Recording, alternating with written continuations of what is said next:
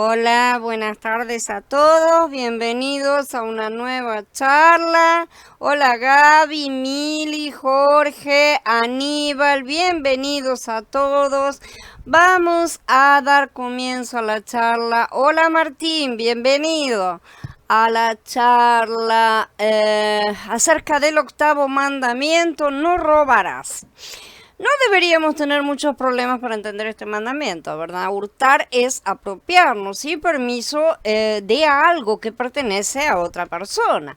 Pero ¿qué prohíbe exactamente Elohim en este mitzvah?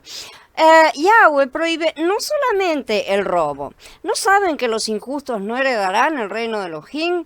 No se engañen, y cita, ni los ladrones ni los avaros heredarán el reino de Elohim, dice en Corintios Aleph en el capítulo 6. Y en Yeshaya 33 dice, hay de ti que saqueas y nunca fuiste saqueado, que haces deslealtad, bien que nadie contra ti la hizo. Cuando acabes de saquear, serás tú saqueado. Cuando acabes de hacer deslealtad, se hará contra ti. También llama robo, entonces, a todos los medios malos y engaños con los cuales tratamos de apoderarnos del bien de nuestro prójimo. En Lucas 3 dice, las multitudes le preguntaban, ¿y qué vamos a hacer? Él les respondía, el que tiene 2 túnicas, que le dé al que no tiene, y el que tiene comida, haga lo mismo. También fueron unos publicanos para sumergirse y le preguntaron, Rabí, ¿qué haremos nosotros? Él les decía, no cobren más de lo que se les ha ordenado. También unos soldados les preguntaron, ¿y nosotros qué haremos? Él les dijo, no hagan extorsión ni denuncien falsamente a nadie, conténtense con su salario.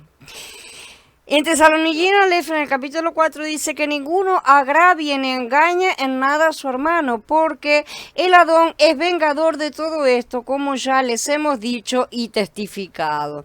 Ya sea por la fuerza o con apariencia de derecho, ¿sí? Como son el peso falso o la mala mercadería, ¿no es cierto? Como dice en Mishlei 11, las balanzas falsas son una abominación a Yahweh, la balanza honrada le agrada. Pesas y balanzas honradas son de Yahweh, todas las pesas en la bolsa son obra suya. En Yahezkel 45 dice, así ha dicho Adonai Yahweh, basta gobernantes de Israel, aparten la violencia y la destrucción, actúen según el derecho y la justicia, dejen de expulsar de sus propiedades a mi pueblo, dice Adonai Yahweh, tengan balanzas justas, efá justo y bato justo. Son todas medidas con las cuales se pesaban secos y líquidos en aquella época. Hola Maribel, bienvenida. Hola María Bautista, bienvenida. No tengas en tu bolsa pesas alternas, una más grande y una más pequeña. No tengas en tu casa medidas alternas, una más larga y otra más corta. Debes tener pesas completamente honradas y medidas completamente honradas si quieres durar mucho en el suelo que Yahweh tu Elohim te está dando. Porque todo el que hace esas cosas, todo el que negocia con engaño es aborrecible para Yahweh tu Elohim, dice en Devarim 25.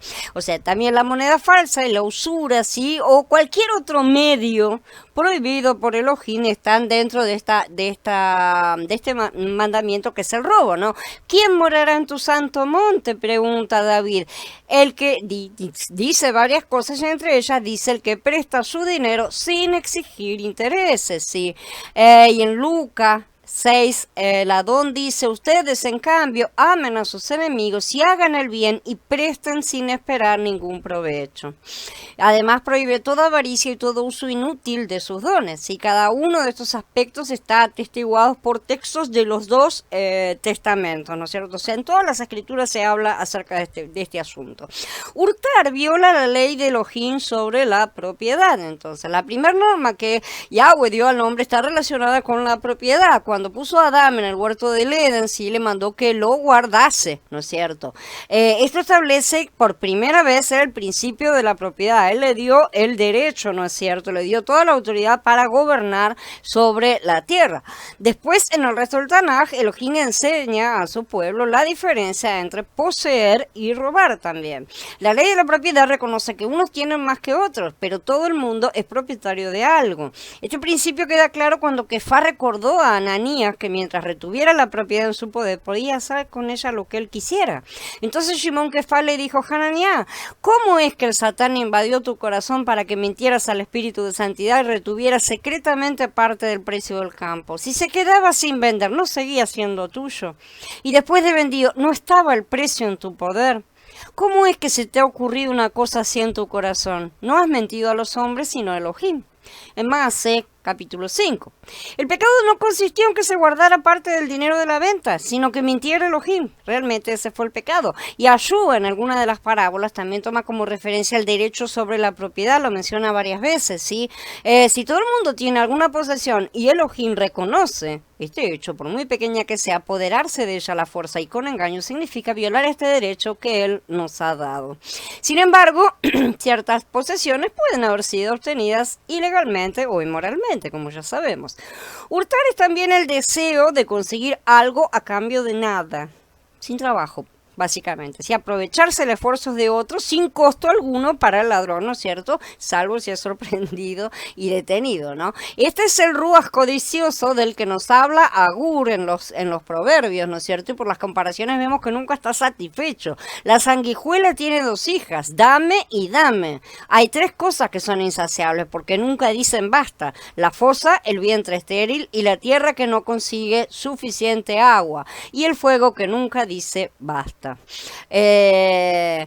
Robar entonces es pecado, porque como vemos revela un ruaj codicioso que está siempre pidiendo, dame, dame, ¿no es cierto? El robo es la sanguijuela de la sociedad. No me refiero aquí únicamente al robo de mano armada, ¿sí? Sino a que cometen tantos políticos y empleados gubernamentales en todo nivel, entre otras cosas, ¿no es cierto? Los robos de guantes blancos que le llaman, pero son bastante negros. Hurtar también genera violencia, ¿sí? Las leyes humanas distinguen entre robo con allanamiento, o sea, penetrar en una casa, y robo con agravante, o sea, con intimidación y violencia. El segundo, ¿no es cierto?, siempre tiene un atentado a la propiedad, eso ya implica una cierta violencia. El tercero siempre va acompañado de violencia porque esa es la figura, ¿sí? Y Jacob lo resume perfectamente. ¿De dónde vienen las guerras y los pleitos entre ustedes? ¿No surgen de sus mismas pasiones que combaten en sus miembros? Codician y no tienen, matan y arden de envidia, pero no pueden obtener, combaten y hacen guerra, no tienen porque no piden. Esa es la cuestión. Todas las guerras son causa de la codicia, ya sea de poder, posesiones o principios. Codiciamos algo y estamos dispuestos a pelear para conseguirlos. Y en ocasiones, lamentablemente, estos síntomas también aparecen en la congregación, cuando alguno codicia algo y está dispuesto a cualquier cosa para conseguirlo. También comprobamos que la mayoría de los ladrones, ¿no es cierto?, van armados y están dispuestos a matar para apoderarse en ocasiones de cosas que no tienen el valor de una vida humana.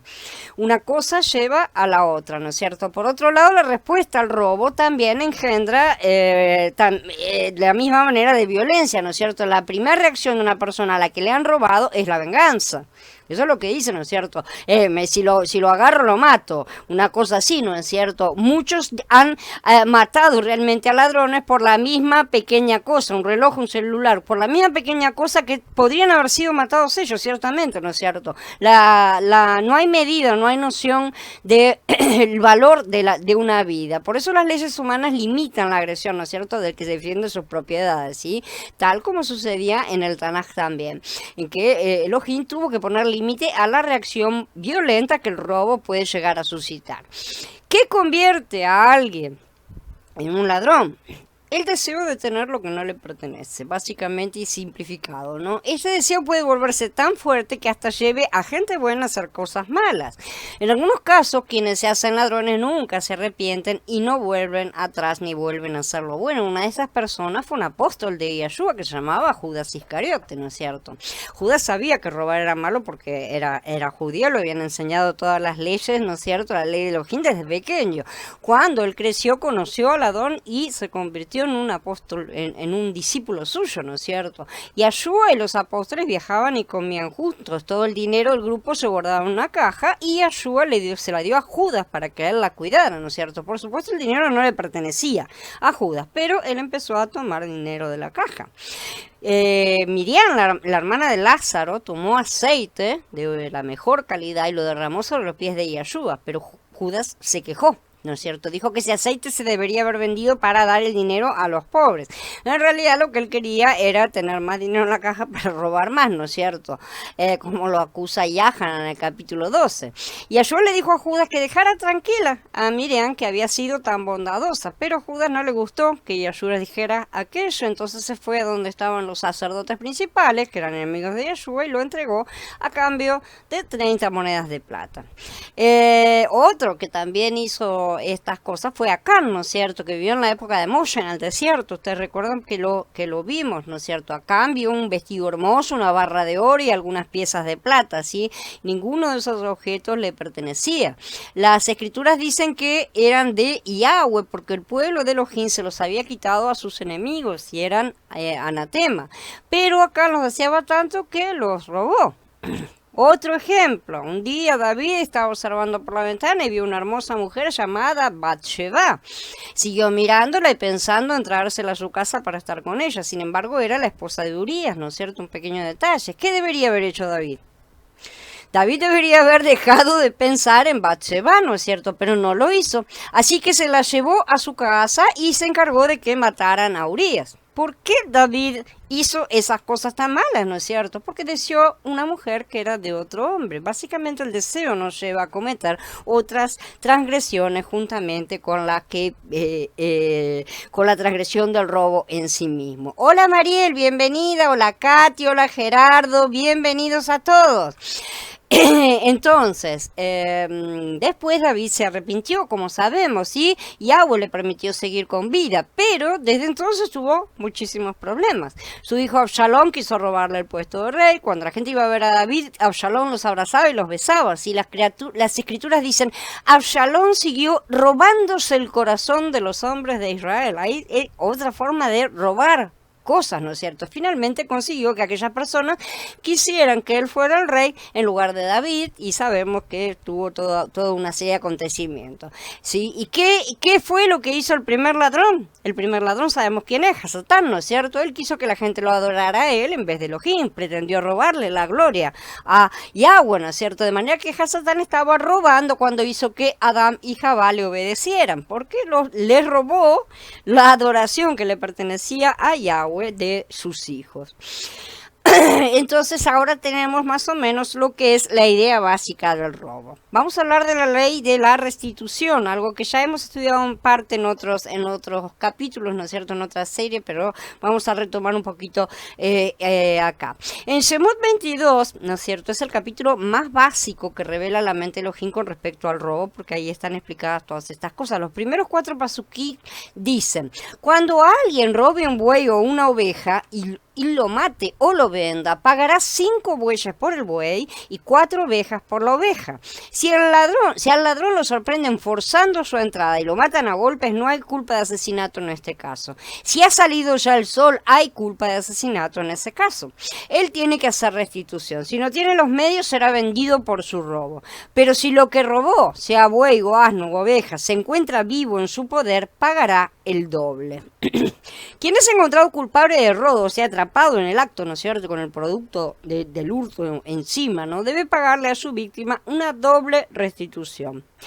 Es decir, debe devolver lo que ha robado y después pagar a la víctima un segundo artículo o el equivalente monetario de lo que sea, ¿no es cierto?, lo que valga una oveja.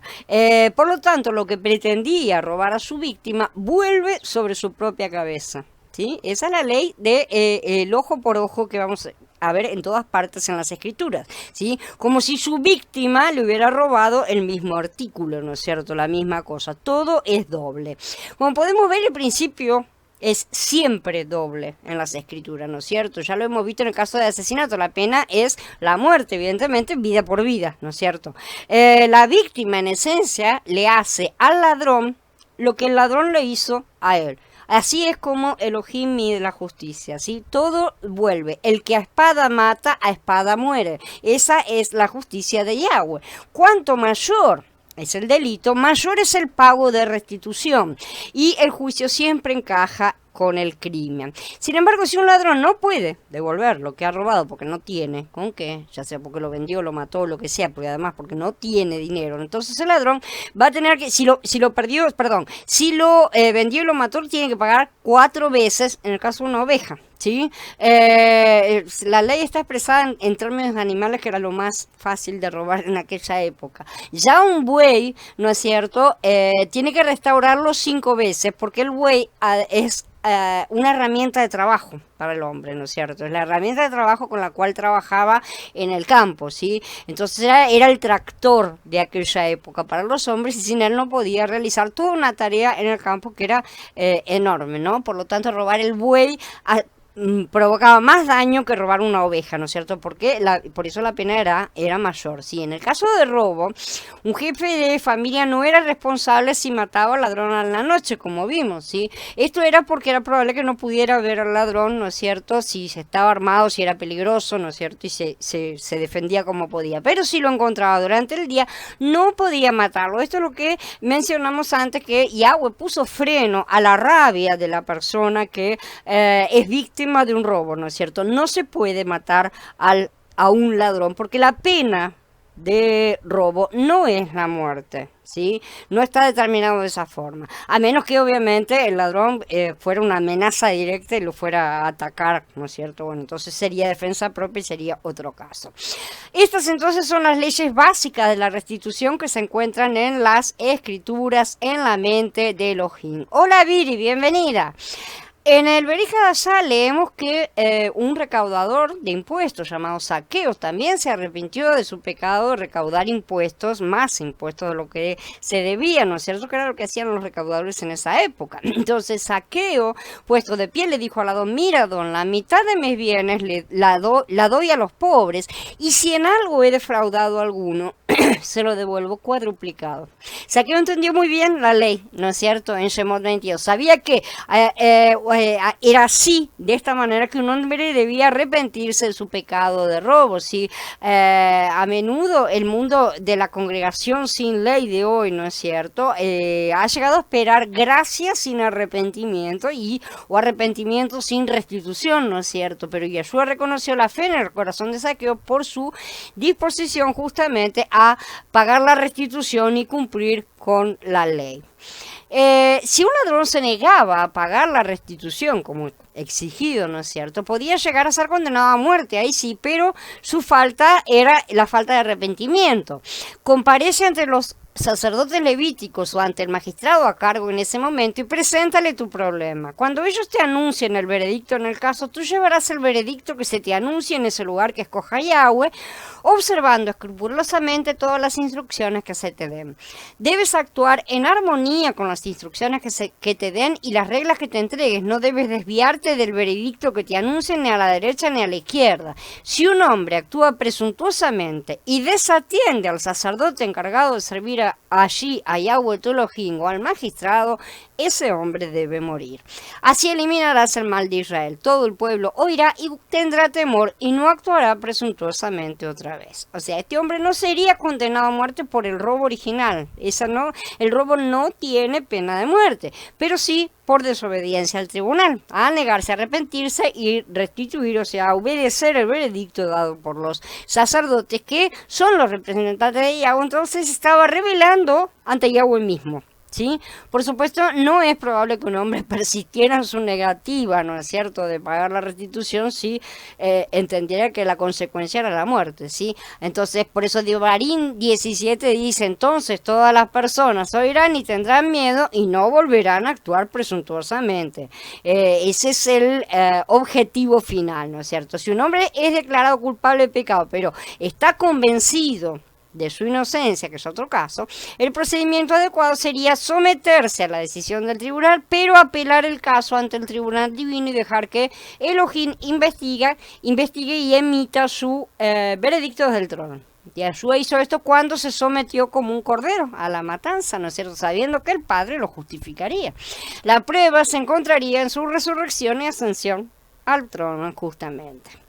El beneficio del arrepentimiento. El tercer mandamiento proporciona una manera de apelar por la justicia de Elohim en los casos en que la justicia tiene en la tierra, ¿no es cierto? No es posible, algo que ya vimos. Si un hombre roba a un vecino y no hay un testigo que demuestre su culpabilidad, la víctima tiene el derecho de apelar su caso a la Corte Suprema del Cielo y esperar que Elohim administre la justicia a su manera y en su propio tiempo. Pero ¿qué sucede si un ladrón se arrepiente y confiesa su pecado, aunque no haya testigos que lo condenen? No hay nadie supo, pero él se arrepiente, ¿no es cierto? Algo lo mueve a darse cuenta, o se da cuenta, porque a veces puede suceder también que robó sin darse cuenta y después lo nota. Normalmente a un ladrón se le exigiría pagar al menos el doble, ¿no es cierto? Como vimos, de restitución a su víctima. Como ya vimos también, algunas restituciones eran cuádruples, incluso quíntuples. Sin embargo, un ladrón arrepentido debe pagar solo una quinta parte de la restitución, además de la restitución en sí misma, ¿no es cierto? Junto a la devolución de los artículos que hayan sido robados más un quinto, o sea, un 20%, para que se entienda.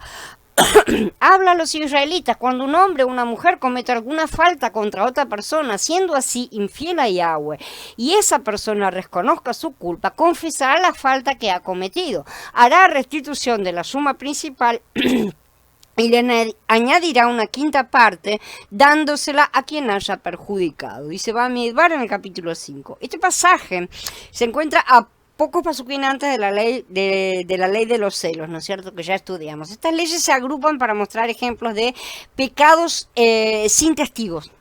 ¿Sí?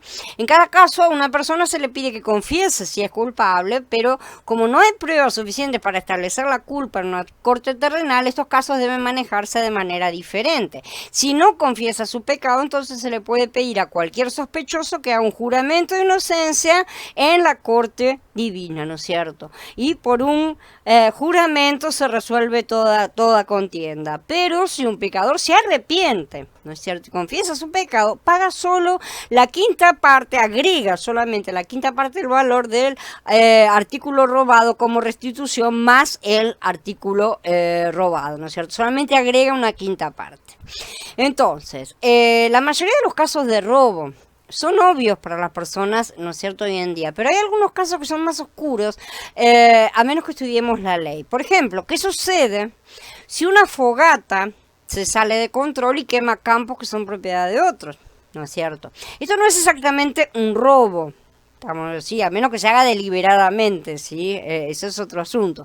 Pero sabemos, en Shemot 22 nos dice que en el caso de este tipo de accidente, el que inició el incendio es responsable de reemplazar, pagar los daños. Lo que dañó lo tiene que pagar la persona que inició el incendio. Cuando alguien haga un fuego y este se extienda a las malezas de manera que consuma el grano amontonado, o el que está en la espiga, o toda la siembra, el que comenzó el fuego debe hacer restitución. Específicamente, el que enciende el fuego es responsable de él mientras el fuego está vivo. Lógicamente, si como propietario, o sea, al crear al fuego, el propietario es responsable de todos los daños a que este fuego cometa a la propiedad de otros hombres. Hay otros casos también donde la propiedad trae responsabilidad. Cuando alguien destape un pozo o cabe un pozo y no lo tape, y un buey o un asno caiga en él, el responsable por el hoyo deberá hacer restitución.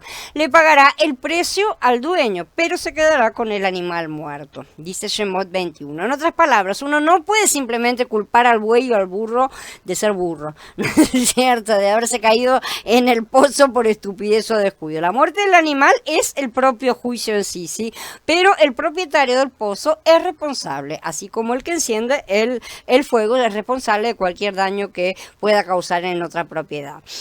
Otro caso similar está en el capítulo 22, cuando alguien suelte sus animales para que pasten en el terreno de otro y permita así que se despoje un campo o una viña, debe hacer restitución por lo mejor de ese campo o viña.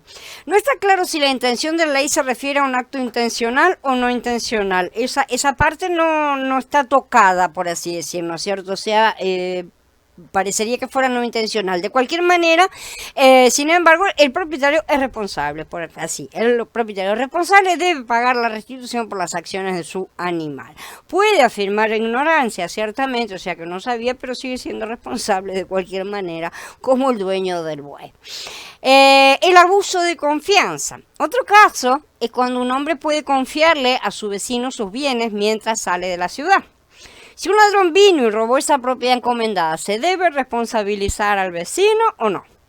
Cuando alguien le dé dinero o valores a otro para que se los guarde y se los roban de la casa de la persona, si encuentran al ladrón, este pagará el doble. Si no encuentran al ladrón, el dueño de la casa depondrá delante de Jah Elohim que él no ha puesto la mano encima de la propiedad del otro. En toda acusación de apropiación ilegal relativa a un buey, un asno, una oveja, un vestido, cualquier otra pérdida, en la que una parte alega esta vez, el caso de ambas partes vendrá delante de Jah Elohim. Aquel a quien Elohim declare culpable le pagará el doble al otro. Tengamos en cuenta también que a los jueces se los llama Elohim, ¿no es cierto? Porque como representante es exactamente lo mismo. Esto se debe a que están representando justamente al creador, están representando su gobierno, la administración, ¿no es cierto? La administración de la ley. Elohim en estos casos es alguien que está en una posición de poder o autoridad sobre los demás. El creador tiene este título, pero también se aplica a aquellos que están bajo él en posiciones de gobierno y que administran la justicia en su nombre, ¿no es cierto? Entonces se dice que la persona se presentará delante de Jah Elohim, cuando en realidad lo que estaban haciendo físicamente era presentarse delante de los sacerdotes e incluso a veces delante de los ancianos, los cuales debían llevar el caso a los levitas y demás. Los casos como este a menudo son difíciles de saber si un vecino realmente ha robado la propiedad encomendada, ¿no es cierto? Sobre todo cuando no hay testigos, ¿no? O si realmente el ladrón la robó. Si hay evidencia, entonces los jueces deben juzgar de acuerdo con la evidencia, ¿no es cierto? Sin embargo, si faltan pruebas, el caso debe remitirse a la Corte Suprema del Cielo mediante un juramento, como dice, cuando alguien le dé a otro un asno, un buey, una oveja, cualquier otro animal para que se lo cuide y se muera o resulte herido, se lo lleven sin que haya testigo, un juramento delante de Yahweh decidirá entre los dos que uno no le echó mano a la propiedad del otro. El dueño debe aceptar eso y no se hará restitución. Como dice Ibrín, ¿no es cierto? Un juramento como confirmación es el fin de toda disputa. Si el vecino hace un juramento de inocencia, pero es realmente culpable, viola el tercer mandamiento y Elohim mismo juzgará el caso por su cuenta. Es otro caso aparte, ¿no es cierto? En la ley de Hammurabi, que era la ley que estaba en la época, en toda la civilización que rodeaba a todos, ¿no es cierto? Cada vez que alguien depositaba dinero o bienes de con otra persona, lo dejaba a cargo de otra persona, tenía que tener un recibo de depósitos y testigos, sin los cuales no podía reclamar su propiedad. Esta ley parece estar en el contexto de un banco comercial o un negocio de almacenamiento, ¿no es cierto? Algo que cuida las cosas de terceras personas, ¿no es cierto? Hecho con fines de lucro, evidentemente. Bajo la ley de las escrituras, si una persona utilizara un banco, una empresa de almacenamiento, debía asegurarse de poder demostrar de alguna manera que los bienes son suyos, ¿no es cierto?, para protegerse contra posibles robos por parte del empresario, obviamente. Sin embargo, si la identificación pudiera hacerse de manera positiva, una persona no necesitaba ningún tipo de recibo o testigos. Según la ley de Hammurabi, parecería que si un hombre perdía su recibo de depósito, iba a perder sus bienes sin importar cuántos testigos pudieran confirmar que los bienes eran suyos. La ley de Hammurabi también dice que la persona que tiene la propiedad en fideicomiso, o sea, que lo está cuidando, es totalmente responsable si es robada mientras está en su poder, ¿sí? Es su responsabilidad rastrear al ladrón y si no puede encontrarlo a él o a la propiedad, debe pagarle al propietario en su totalidad siempre que el propietario tenga su recibo. Esto es bien diferente de la ley de Elohim, ¿no es cierto? Que si no hay evidencia de que el cuidador haya robado los bienes, solamente tenía que jurar ante el tribunal que no lo había robado ni que había ayudado al ladrón a hacerlo, evidentemente.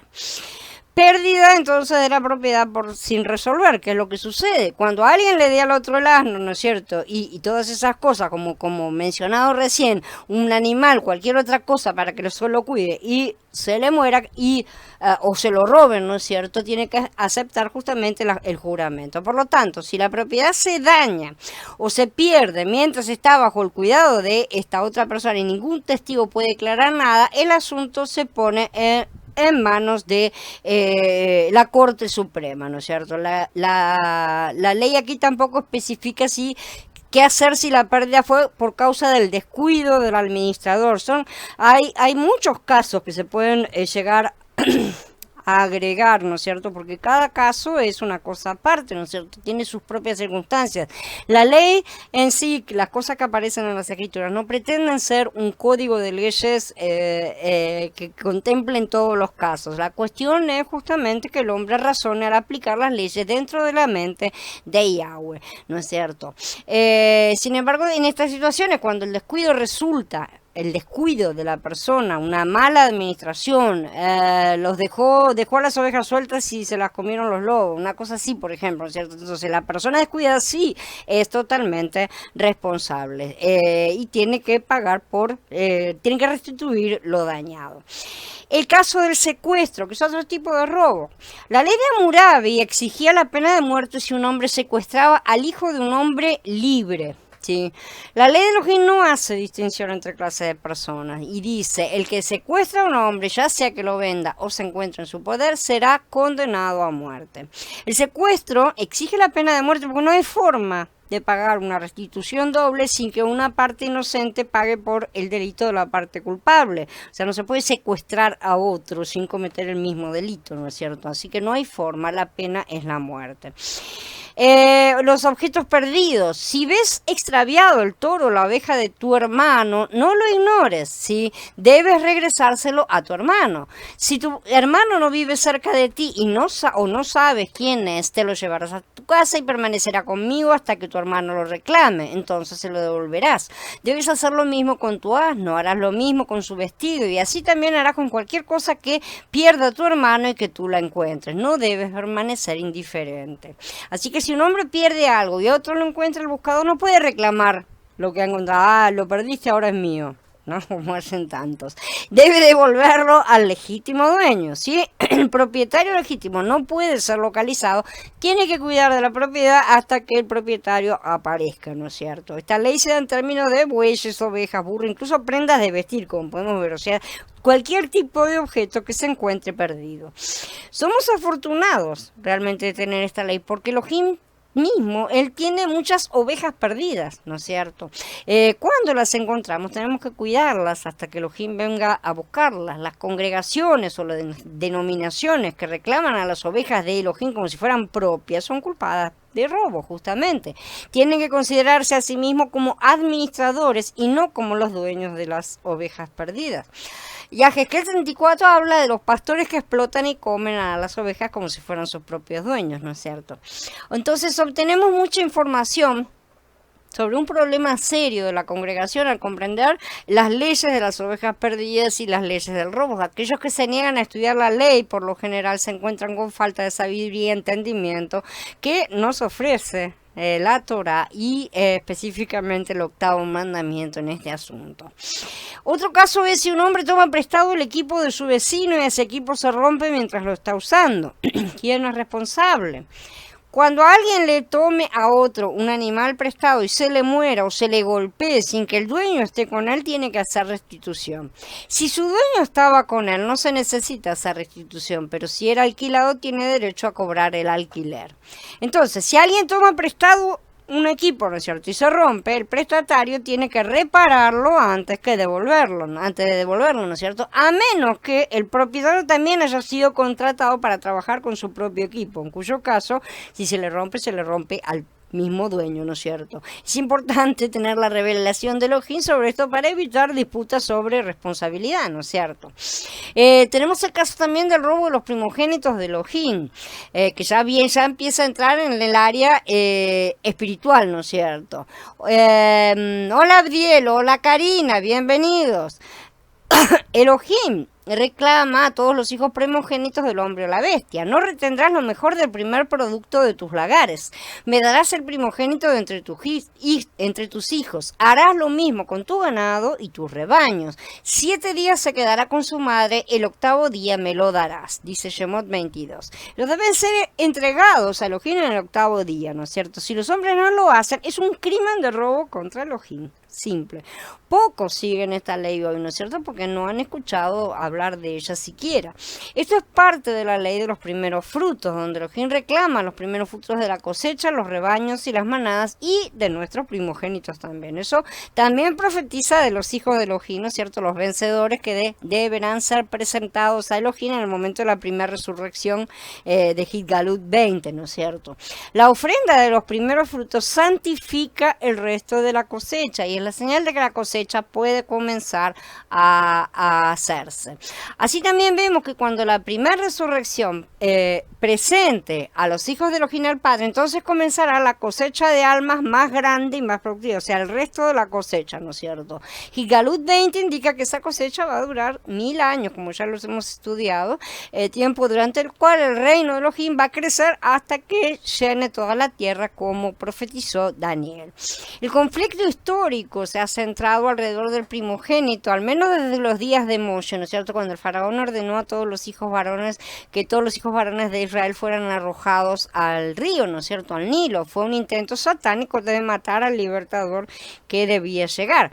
Años después, en el momento del nacimiento de Yahshua, el rey Herodes, inspirado por el mismo espíritu maligno, trató de matar a los niños en Betlehem, ¿no es cierto? Una vez más, bebés inocentes fueron asesinados en el intento de robar al hijo de Elohim, justamente, y evitar que él recibiera el trono de su herencia. En años más recientes vemos que se hizo el mismo intento con la legalización del aborto. En 1973 fue la oficialización general. El intento es inútil, por supuesto, pero para 2013 más de 55 millones de bebés fueron asesinados por el mismo Ruach que motivó a Faraón y a Herodes. Uno podría etiquetar esto como un intento de robo del primogénito, ¿no es cierto? Además de que es un neto asesinato. En cualquier caso, es parte de un conflicto mayor sobre el trono y la primogenitura. Vamos a hablar un poco acerca de la usura. Entre los pueblos de la antigüedad era frecuente que se cobrase un interés muy alto por los préstamos y se castigaba con severidad a quienes no podían devolverlo. Según algunos registros antiguos, el interés que debía pagarse por el arrendamiento de un campo podía ascender hasta la mitad de la cosecha, y no se consideraba ilegal que un mercader tuviera que devolver el doble de lo que pedía prestado. Eso en el Código de Hammurabi. En el Israel de la antigüedad, sin embargo, la situación era muy diferente. Generalmente los israelitas prestaban dinero o alimentos a sus compatriotas si habían sufrido reveses económicos, ¿no es cierto?, problemas, y la ley prohibía que se les exigiera el pago de interés. Si le prestas dinero a los del pueblo, a los pobres ante ustedes, no actúes con ellos como un prestamista, no les exijas intereses. La ley distingue entonces entre préstamos a extranjeros y préstamos a ciudadanos que viven de acuerdo con las leyes del reino. No le cobres intereses por préstamos a tu hermano, sea en dinero, en alimento o en cualquier otra cosa que pueda cobrarse como interés, pero puedes cobrar intereses por préstamos a los extranjeros. No debes cobrar intereses por préstamos a tu hermano, para que Yahweh tu Elohim te bendiga en todas las empresas en la tierra en las que vas a entrar a poseerla. El extranjero en este caso es alguien que vive fuera del reino. ¿Sí? La presunción es que esa persona vive según un conjunto diferente de leyes. Puede ser un mercader que pase, ¿no es cierto?, personas de otros reinos, de otras ciudades. En aquellos días, bajo la ley de Babel, ¿no es cierto?, todo el mundo aplicaba el Código de Hammurabi. La tasa de interés era de alrededor del 20% sobre moneda y grano. Babel no prohibió los intereses sobre el dinero, o sea, la usura. ¿Sí? Un ciudadano del reino, sin embargo, no estaba justamente obligado a prestar dinero sin interés a un extranjero que a su vez no veía nada de malo en cobrarle a los demás intereses sobre un préstamo. Ya que ellos se manejaban con esa regla, es lícito manejarse con esa regla. Él podía ser tratado de acuerdo a su propio estándar de medida, como dice Matías en capítulo 7, ¿no es cierto? Como midamos, seremos medidos. Si un miembro de tu pueblo se ha empobrecido, así que no se puede sostener entre ustedes, lo asistirás como lo harías con un extranjero, un residente temporal, para que pueda continuar viviendo con ustedes. No le cobres interés ni de otra forma obtengas ganancia de él, sino teme a Elohim para que tu hermano pueda continuar viviendo con ustedes, dice Vallicra 25. En otras palabras, un hermano debía ser tratado con amor, así como uno debía tratar a un extraño o a un peregrino con amor también, ¿sí? No le prestes un interés usurero. El texto hebreo usa dos palabras separadas que significan interés y usura, ¿sí? Las palabras son tarbit, porcentaje, y neshek, ¿sí? Que es una picadura o mordedura de serpiente. Literalmente significa eso, una mordida, ¿sí? Lo que implica opresión, ¿no es cierto? Y sabemos que la usura es una mordida. Por lo tanto, esto era considerado como una mordida de serpiente. Aunque el israelita recto obedecía la ley divina respecto a prestar dinero sin cobrar interés, parece que la costumbre de cobrar intereses se popularizó, ¿no es cierto? Lo que causó dificultades a los deudores necesitados. Hubo un gran clamor del pueblo y de sus mujeres contra sus hermanos yahuditas. Unos decían, nuestros hijos y nuestras hijas son muchos, necesitamos conseguir grano para comer y vivir. Otros decían, tenemos que empeñar nuestras tierras, nuestras viñas y nuestras casas para comprar grano y no pasar hambre. Y otros decían, hemos tomado prestado dinero contra nuestras tierras y viñas para pagar el tributo del rey. Ahora, nosotros somos tan buenos como nuestros hermanos y nuestros hijos tan buenos como los de ellos. Sin embargo, estamos sometiendo a nuestros hijos y a nuestras hijas a la esclavitud. Algunas de nuestras hijas han sido ya sometidas y no tenemos posibilidades porque nuestras tierras y viñas están en poder de otros. Yo me enojé muchísimo cuando escuché su clamor y sus quejas. Después de meditar el asunto cuidadosamente, censuré a los nobles y a los perfectos diciéndoles, ¿ustedes están cobrando los préstamos que les hicieron a sus hermanos? Luego congregué contra ellos una gran asamblea y les dije, nosotros hemos hecho lo posible por rescatar a nuestros hermanos yahuditas que habían sido vendidos a los gentiles. Ahora ustedes van a vender a sus hermanos para que tengamos que comprarlos otra vez. Ellos se quedaron callados, pues no encontraron qué responder. Y yo continué, lo que ustedes están haciendo no está bien. Ustedes deben actuar con respeto a nuestro Elohim para no darles a nuestros enemigos de las naciones motivos para que nos reprochen. También yo, mis hermanos y mis criados tenemos reclamos de dinero y grano contra ellos. Abandonemos ahora estos reclamos, devuélvanles enseguida sus tierras, sus viñas, sus olivares y sus casas, y abandonen los reclamos que les están haciendo por las 100 piezas de plata, por el grano, por el vino y por el aceite. Ellos respondieron, se lo devolveremos y nada les exigiremos, haremos como tú dices. Convoqué a los sacerdotes y les hice jurar que cumplirían esa promesa. Esto está en el capítulo 5 de Nehemia. En Yahezkel 18 dice, si alguien presta con usura o cobra intereses, ¿vivirá tal hijo? No vivirá. Si hace todas estas abominaciones, morirá irremisiblemente, su sangre recaerá sobre él. La usura no estaba bien contemplada. En ti, Yerushalayim, se está hablando a Yerushalayim, en ti reciben soborno para derramar sangre, cobras usura de intereses y te aprovechas de tu prójimo con extorsión. Esta fue una acusación que Yahweh les hace en Yahezkel también, en el capítulo 22. Entonces las escrituras censuran al que realiza la usura, ¿no es cierto? Pero también censuran al que rehúsa devolver un préstamo. El malvado pide prestado y no paga. El justo es generoso y sigue dando, dice el mismo 37. Y a la vez también las escrituras animan a prestar a los necesitados. Sin embargo, si hay una persona necesitada entre ustedes, uno de tus parientes en cualquiera de tus asentamientos en la tierra que Yahweh, tu Elohim, te está dando, no endurezcas tu corazón ni cierres tu mano contra tu pariente necesitado. Más bien debes abrir tu mano y prestarle lo suficiente para cualquier necesidad. Cuídate de abrigar este bajo pensamiento. El año séptimo, el año del perdón, se acerca, de modo que seas tacaño con tu pariente necesitado y no le des nada. Él clamará a Yahweh contra ti e incurrirás en culpa. Dale algo enseguida y no te pese cuando lo hagas, porque a cambio Yahweh tu Elohim te bendecirá en todos tus esfuerzos y en todas tus empresas, porque nunca dejará de haber necesitados en tu tierra, por lo cual te mando, ábrele tu mano al pariente pobre y necesitado de tu tierra. En todo tiempo es generoso y presta habla del justo, ¿no es cierto? Su linaje es una bendición, dice el Mismor 37, el 112, dice, todo le va bien al hombre que presta generosamente, que maneja sus asuntos con equidad, nunca será conmovido, al benévolo lo recuerdan siempre, el que es generoso con el pobre le presta a Yahweh, él le pagará a su debido tiempo, en el Mishlei 19. Entonces, esta prohibición bíblica de la usura fue reconocida en el año 529, después de la era común, ¿no es cierto?, cuando el emperador Justiniano reformó el sistema legal del Imperio Romano y lo modificó como mejor entendió, ¿no es cierto?, obviamente, para ajustarlo a la ley bíblica. Esa era la intención en ese momento. Y la ley de Justiniano se convirtió en la base del derecho europeo durante más de 1000 años.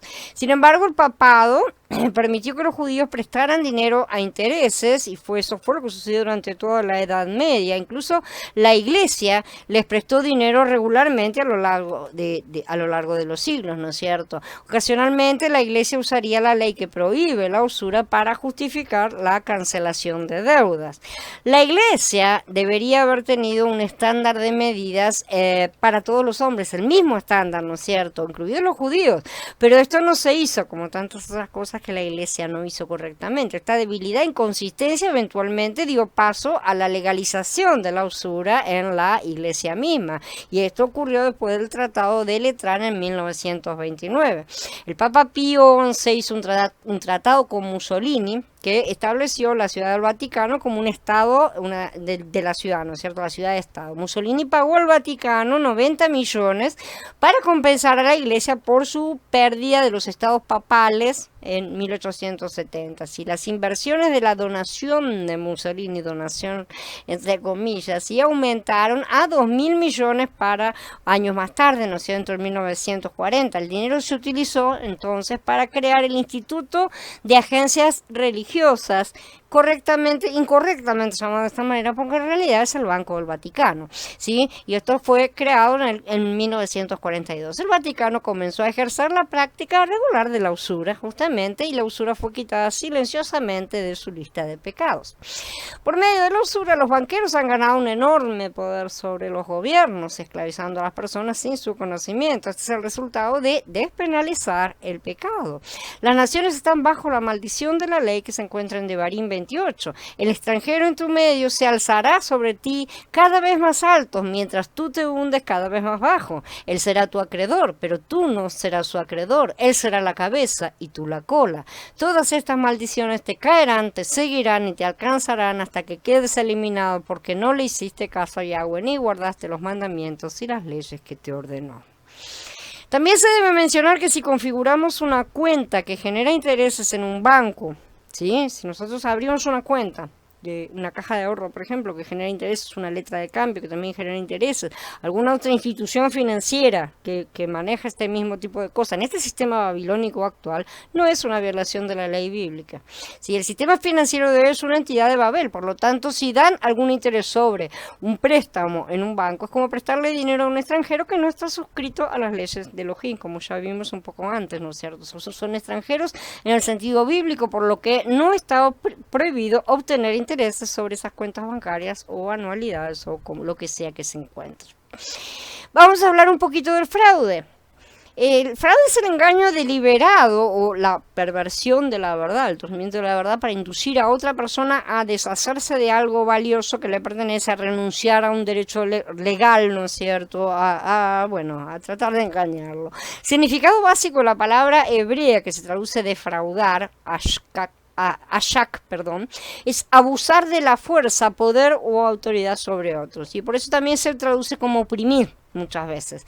El verbo griego apostereo significa privar, defraudar, despojar, ¿no es cierto? Y el nombre griego dolos, fraude, ¿sí?, también se traduce engaño. En castellano es nuestra palabra dolo, ¿no es cierto?, que es un fraude. Entonces, el fraude sobre el que tratan las escrituras por lo general está relacionado con los negocios. La ley de Elohim prohíbe el fraude comercial. Los israelitas tenían que comportarse honradamente unos con otros, y la ley protegía específicamente al jornalero, que es la persona siempre más débil en la línea comercial. No defraudarás a tu prójimo, no cometerás robo. La paz paga del obrero no quedará en tu poder hasta la mañana, dice Vallicra 19. De Barín 24, no abuses de un obrero necesitado y pobre, sea hermano o extranjero en una de las comunidades de tu tierra. En Santiago, Jacob, ¿no es cierto? 5 dice, miren cómo clama el jornal de los obreros que cosecharon sus campos, el que fraudulentamente ustedes han retenido, y los clamores de los que cosecharon han llegado a los oídos de Yahweh de los ejércitos. Yahshua incluyó el mandato de no defraudar entre los mandamientos de Elohim, ¿no es cierto? En los 2 mandamientos que él hizo. Tú conoces los mandamientos: no cometas asesinato, no cometas adulterio, no robes, no des falso testimonio, no defraudes, honra a tu padre y a tu madre. No defraudes, agregó él. Asimismo, entonces, en las escrituras se consideran fraudulentas las formas falsas de religión. Es otra forma de fraude. Shaul condenó al hechicero Elimas, ¿no es cierto?, por practicar el fraude y la maldad al torcer los caminos correctos de Yahweh, lo que resultó que fuese herido con ceguera. Las falsas religiones roban el espacio de la única religión verdadera, ¿no es cierto? La oración, la adoración de Yahweh, nuestro creador, es lo mismo que Lucifer siempre quiso hacer, ¿no es cierto? Las escrituras condenan con frecuencia, ¿no es cierto?, al fraude y las prácticas fraudulentas, a la vez que señalan que Elohim juzgará a los defraudadores y librará a su pueblo de ellos. No pongas tu confianza en la extorsión, no pongas la lujuria en el robo, aunque la riqueza aumente, no pongas el corazón en ellas. El que retiene lo que se le debe al pobre, ofrende a su hacedor. El que le muestra piedad al necesitado, lo honra. El que oprime al pobre para aumentar sus ganancias, o que da al rico, ciertamente se empobrecerá. Un príncipe sin discernimiento es un opresor cruel, pero uno que odia la avaricia prolongará su vida. Entonces estas cosas están en Mishlei, en Proverbios. Mijaía 2 dice, ay de los que planean perversidad y proyectan el mal en sus camas. Cuando llega la mañana lo ejecutan, porque tienen el poder. Codician los campos y se los roban, y las casas las toman. Defraudan a los hombres de sus casas y a la gente de sus tierras. O sea que las escrituras rechazan absolutamente fraude, usura y todas estas cosas. ¿Por qué debería interesarnos a nosotros la justicia aplicada justamente a las actividades económicas y laborales, que es un poco lo que estamos aprendiendo? Cuando Yahshua dijo, no de pan solamente debe vivir el hombre, dio por sentado que necesitamos alimentarnos. La alimentación es básica, ¿no es cierto? No solo de pan, pero el pan es básico. En la mayoría de los casos esto implica que uno mismo o alguien de la familia tiene que trabajar para conseguir el sustento para el resto de la familia. Así sucedía entre los siervos de Elohim en la antigüedad. Algunos trabajaban por cuenta propia, como los agricultores, los tejedores, los alfareros, los ganaderos mismos, otros, sin embargo, eran patronos, ¿no es cierto? Y contrataban obreros cuando llegaba la cosecha. Ellos tenían grandes campos y mucha cosecha y contrataban a personas cuando tenían que elaborar la harina, ¿no es cierto? El aceite, el vino, todas esas cosas, y contrataban gente. También había comerciantes dedicados a la compraventa de bienes, ¿no es cierto?, para llevar de un lado al otro. Otros prestaban distintos servicios de subproductos realizados con todos estos productos primarios, ¿sí?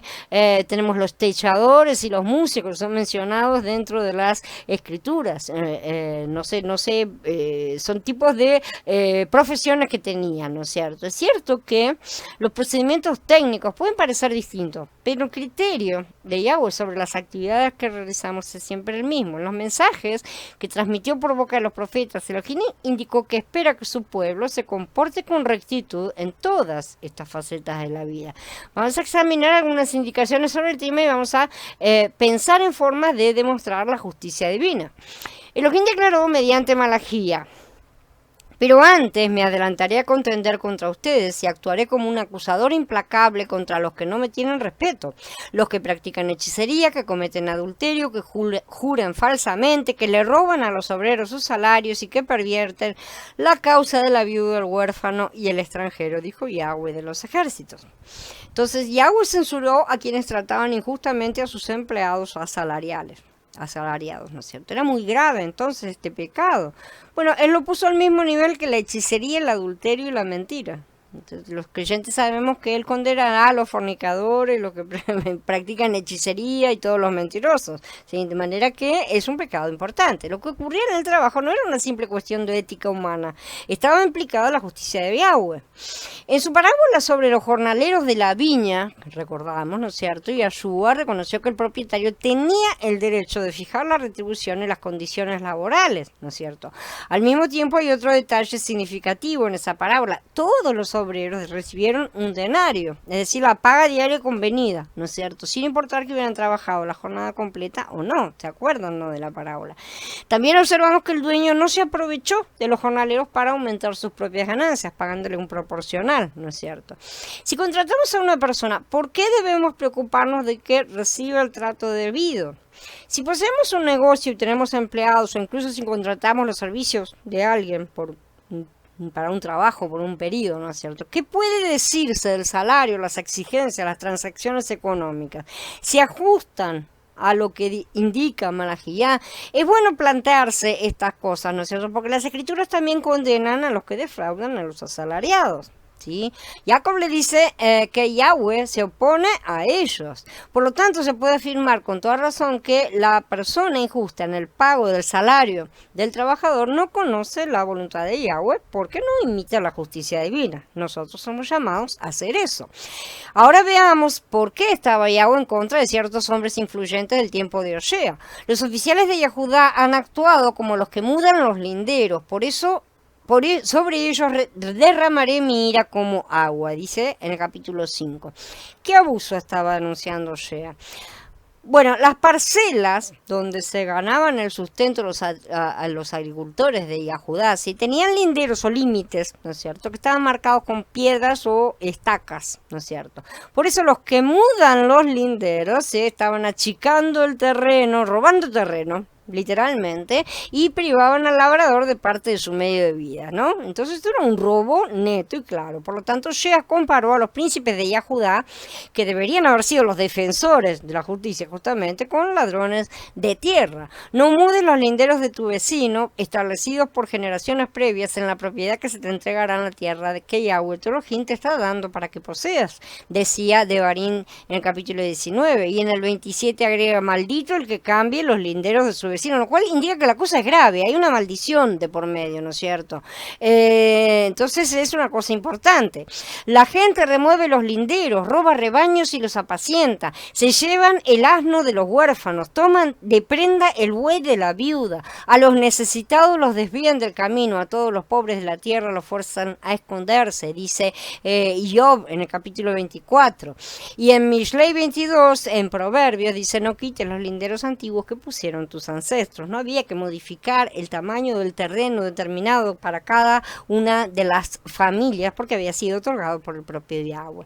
Entonces el principio es válido también para comerciantes, patronos, empleados, clientes, para todos los que intervienen en contratos o acuerdos, ¿sí? Como sabemos, algunos negociantes no quieren poner las cosas por escrito porque creen que así les será más fácil incumplirlas, ¿no es cierto?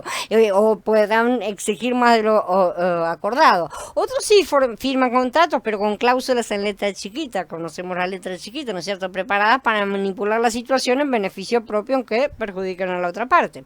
No mudes antiguas piedras de los linderos, no invadas el campo de los huérfanos, que ellos tienen un pariente poderoso, y él ciertamente defenderá la causa de ellos. Ellos tienen un goel, ¿no es cierto?, un rescatador, dice Mishlei 23. Mijayá también aclara: ¿hay aún en casa del impío tesoros de impiedad y medida escasa que es detestable? ¿Daré por inocente al que tiene balanza falsa y bolsa de pesas engañosas? Sus ricos se colmaron de rapiña y sus moradores hablaron mentira, y su lengua es engañosa en su boca, dice en el capítulo 6 de Mijayá. Hoy en día no medimos los productos en EFAS, sino en litros. Sin embargo, no nos interesa, no los pesamos en las unidades antiguas con pesa de piedra, sino en kilos. Pero el punto que transmite Mijayá sigue siendo claro, ¿no es cierto? Los mercaderes y negociantes de su época eran tramposos, estafaban a sus clientes con pesas y medidas alteradas, ¿sí? Elohim llama inicuo al hombre cuya lengua es mañosa, sea al hablar o al hacer transacciones comerciales tortuosas. ¿Qué puede decirse hoy de la advertencia de Mijaía sobre pesas y medidas alteradas. Influye en la forma que conducimos nuestros negocios o nos comportamos como empleados. Desde luego debería darnos que pensar, ¿no es cierto? Porque existen muchas maneras de defraudar a los demás. Hay contratistas deshonestos que preparan el hormigón con menos cemento de lo que ni se le ponen más arena que cemento, ¿no es cierto? Agregar agua a la leche y otras adulteraciones son artimañas antiguas que todo el mundo conoce y hay tantas nuevas hoy, ¿no es cierto? Hay comerciantes que hacen pasar por nuevos artículos usados, hay cosas que te dicen esto es de esto es relleno de tal cosa y no tiene nada, tiene una décima parte solamente de lo que sería esa tal cosa, ¿no es cierto? Seguramente hemos oído hablar todos, ¿no es cierto?, de este tipo de cosas, estos gajes, estos trucos del oficio, ¿no es cierto?, utilizados para aumentar las ganancias. Ahora sentimos la tentación de emplearlos nosotros, sentimos la tentación de hacer cosas parecidas dentro de nuestro oficio, porque a veces a lo mejor no sea eso, pero sí podemos llegar a trucar las cosas, a entregar cosas de menor calidad por el mismo precio, ¿sí? Podemos trabajar menos horas y cobrar la misma cantidad de horas. Hay muchas formas de engañar al prójimo, ¿sí? Tenemos que tener siempre en cuenta, sin embargo, que los ojos de Yahweh están sobre sus hijos, ¿sí? Por lo que, aunque creamos que nadie nos ve, Él lo hace todo el tiempo. Bueno, habiendo terminado esta primera parte, mañana en la próxima seguimos con el resto de estas cosas. Quedo ahora a disposición de ustedes para preguntas y comentarios. Bueno, si no hay comentarios ni preguntas, vamos a dar por encerrada la charla. Nos vemos mañana en la correspondiente de oración. Shalom a todos.